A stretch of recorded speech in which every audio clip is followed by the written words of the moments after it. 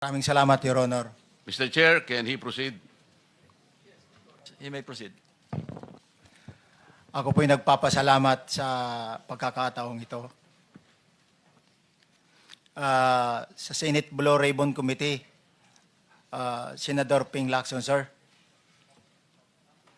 At sa iba pang member na nandito po. Ako po si Orly Gutisa, may asawa, nasa tamang edad, Pilipino, makatapos makapanumpa na ngayon sa umiiral na batas ay nagsasaad at naglalahad ng gaya ng mga sumusunod. Ako po ay lumabas upang magsalita sa isyu na ito. Bilang isang dating sundalo,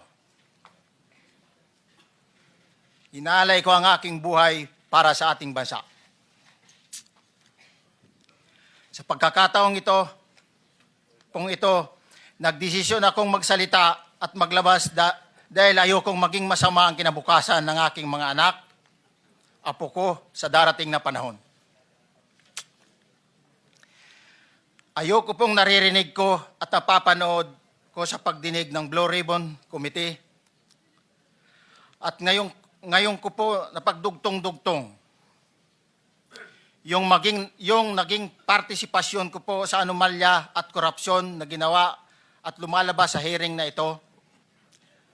Yung palang pera na binubuhat namin at dinideliver mula sa masamang gawain na nagdulot ng baha na ikinamatay ng tao at imbes na gamitin ang pera sa edukasyon, medikal at programa na mapunta lamang pala sa bulsa ng mga politiko.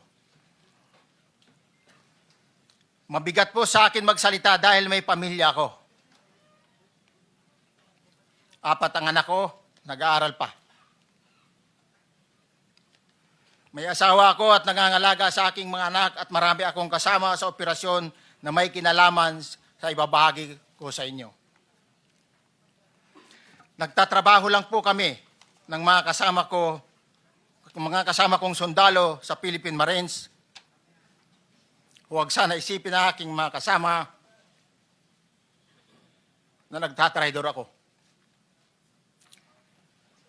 Ako sa aming trabaho at pinagsamahan dahil pare-parehas kaming may pamilya at gusto lang naman naming ayusin ang kinabukasan ng bawat isa. Wala akong iniisip na kapahamakan para sa kanila, bagkus ang gusto ko lang maiayos ang kinabukasan ng bayan at lahat kami. Noong December 5, 2004, na-hire ako bilang security consultant sa Ako Bicol Party List or AKB kay Congressman Saldico.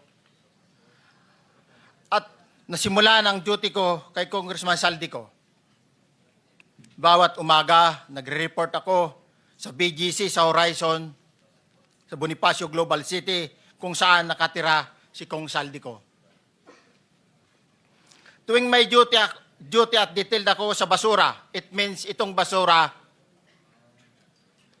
ito yung box ng pera na pinag-uusapan natin sa kasalukuyan. Mr. Gutesa, mag-stick ka lang sa binabasa mo. Huwag ka nang nag-a-adlib. Kung ano yung nandito, basahin mo lang. Yes, Your Honor. Tuwing may duty detail ako sa basura, pumupunta kami sa 28 Ladybug Corner, Dragonfly, Valle Verde 6, Pasig City. Tagabuhat lang ako ng malita ng basura. Ang ibig sabihin ng basura ay malita na may lamang pera. Ang bawat malita ay may lamang humigit kumulang 48 million pesos.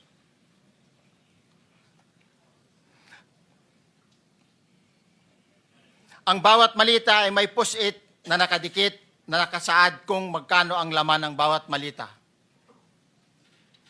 Tuwing may duty detail sa basura, may pumupunta na tao na magde-deliver ng basura at nire-receive ni John Paul Estrada at Mark Tiksay. Ang mga executive assistant ni Congressman Saldico at sila ang mga detailed sa mga ganyang activities.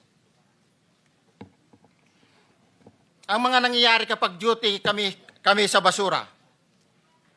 Kalimitang dinadala sa bahay ni Congressman Saldico sa Valle Verde 6 at tinatanggap naman ni Mark at ni Paul. Pagkatapos naming may baba ang nasabing basura, ipinapasok sa bahay ni Congressman Saldico sa Valle Verde 6 at binibilang ni Mark at ni Paul. Alam ko na ang laman ng malita ay pera sapagkat nakita ko si Paul na binuksan ang malita at inilabas ang laman para bilangin.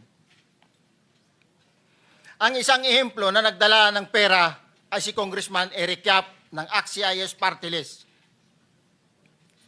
46 na malita ang dala niya sa bahay ni Congressman Saldico sa Valle Verde 6. Pagkatapos mabilang, isinakay namin sa mga sakyan patungo sa Horizon Residence sa Taguig. At dumiretso kami sa basement upang may baba ang nasabing basura. Bago ibaba ang nasabing basura, ito, Merong napuputol sa binabasa mo eh. Huwag kang magmadali. Huwag kang magmadali. naputol na. Ulitin mo yung paragraph 20. Pagkatapos, mabilang ang sinasakay namin sa mga sakyang patungo sa Horizon Residence, Taguig. Pagdating sa Horizon Residence, dumidiretso kami sa basement upang maibaba ang nasabing basura at dalhin sa unit ni Congressman Saldico sa 56th floor sa nasabing lugar kung saan siya nakatira. Bago ibaba ang nasabing basura, ito ay bawas na. Halimbawa, nag-akyat kami ng 46 na malita. Ibababa lamang namin ay 35 malita para i-deliver sa bahay ni House Speaker Martin Romualdez sa 42 McKinley Street, Taguig. Ang labing isang malita ay naiwan sa taas ng 56th floor sa Horizon Residence. Humigit kumulang 3 bisis ako mismo ang nag-deliver ng basura sa bahay ni Congressman Saldico sa Horizon Residence at sa mga bahay ni Speaker Romualdez sa 42 McKinley Street, Taguig. Mas maraming pagkakataon na nagde-deliver kami ng basura sa bahay ni Speaker Romualdez